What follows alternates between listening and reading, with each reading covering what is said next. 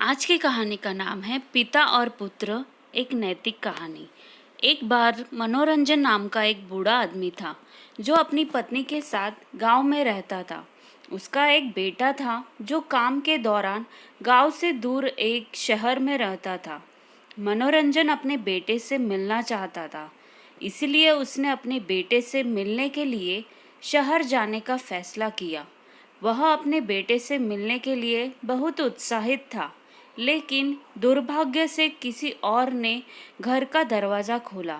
मनोरंजन ने अपने बेटे के बारे में पूछा तो उसे पता चला कि उनका बेटा उस घर से चला गया है और अब किसी अलग जगह पर रहता है। मनोरंजन बहुत दुखी हो गया। कुछ देर सोचने के बाद उन नए घर वालों से अपने बेटे का कार्यालय का पता मिला। उसने उनका शुक्रिया अदा किया और अपने बेटे के ऑफिस चला गया। मनोरंजन कार्यालय पहुँचे और स्वागत समारोह में अपने बेटे के बारे में पूछताछ की। वहाँ रिसेप्शनिस्ट ने उनकी बेटे को फ़ोन किया और उसे अपने पिता आने के बारे में बताया। बेटा अपने पिता आने से बहुत खुश हुआ और उसने तुरंत रिसेप्शनिस्ट से अपने पिता को अपने कार्यालय में भेजने के लिए कहा। जब मनोरंजन ने कार्यालय में प्रवेश किया, अपने पिता को सामने देखते ही उसके बेटे की आंखों में आंसू भर आए। बेटा अपने पिता से कुछ देर तक बातचीत की और फिर मनोरंजन ने अपने बेटे से कहा, बेटा, तुम्हारी माँ तुम्हें देखना चाहती है, क्या तुम मेरे साथ घर आ सकते हो? बेटे ने जवाब दिया, माफ़ करना पापा, मैं अभी घर नहीं आ सकता। मेरे पास बहुत काम है और अगर मैं अभी चला गया तो इसे संभालना मुश्किल होगा। मनोरंजन मुस्कुराते हुए कहा, ठीक है, आप अपना काम कर सकते हैं, मैं शाम को गांव के लिए निकलूँगा। बेटा उदास हो गया और अपने पिता को कुछ दिनों तक उनके साथ वहाँ रहने का अनुरोध किया, लेकिन मनोरंजन ने यह कहते हुए मना कर दिया, जब आप अपने काम में व्यस्त हो तो मैं आपको परेशान नहीं करना चाहता या आप पर बोझ नहीं बनना चाहता हूँ। आशा है कि अगर आपके पास कभी समय हो तो आप अपनी माँ के साथ मिलने आए और मुझे आपको देखकर बहुत खुशी होगी। मनोरंजन यह कहकर चला गया।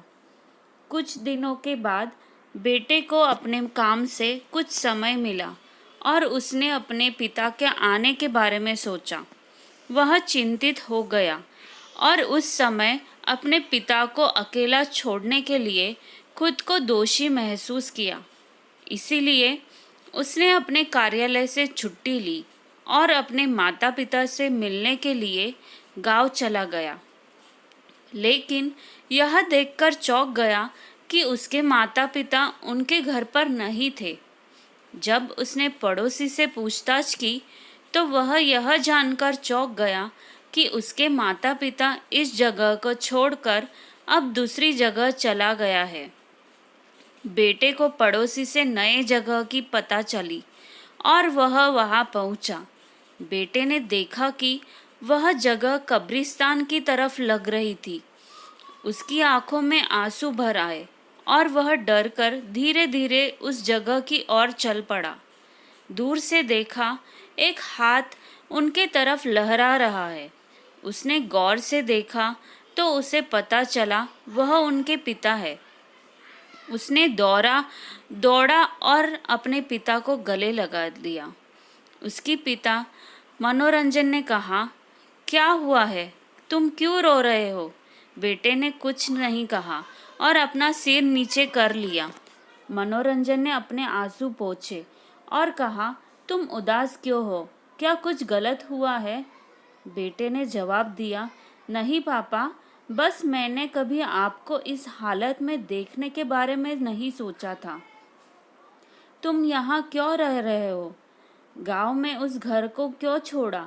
मनोरंजन ने उत्तर दिया, बेटा, मैंने तुम्हारी पढ़ाई के लिए कर्ज लिया था और तुम शहर चले गए, लेकिन खेतों में नुकसान के कारण मैं वह कर्ज नहीं चुका पा रहा था।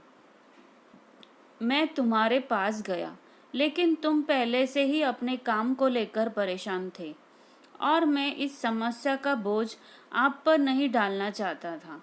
इसलिए मुझे उस कर्ज को चुकाने के लिए अपना घर बेचना पड़ा।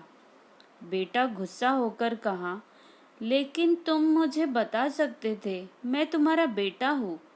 मनोरंजन ने जवाब दिया, बेटा मैं तुम्हें परेशान नहीं करना चाहता था, इसलिए मैं चुप रहा। मुझे बस हर वक्त तुम्हारी खुशी चाहिए। बेटे ने अपने पिता को गले लगाया और उस दिन के लिए माफ़ी मांगी। मनोरंजन ने जवाब दिया, माफ़ी मत चाहो बेटा, मैं तुम्हें देखकर खुश हूँ और मैं चाहता हूँ कि तुम हमारे साथ कुछ समय बिताओ। हम तुमसे बहुत प्यार करते हैं और इस उम्र में तुम्हें देखने के लिए हमारे लिए शहर जाना मुश्किल है। जब भी तुम्हारे पास समय हो, बस हमसे मिलने आ जाओ। तुम्हारी माँ और मैं थोड़े समय के लिए तुम्हें देखने के लिए परेशान हो गए थे।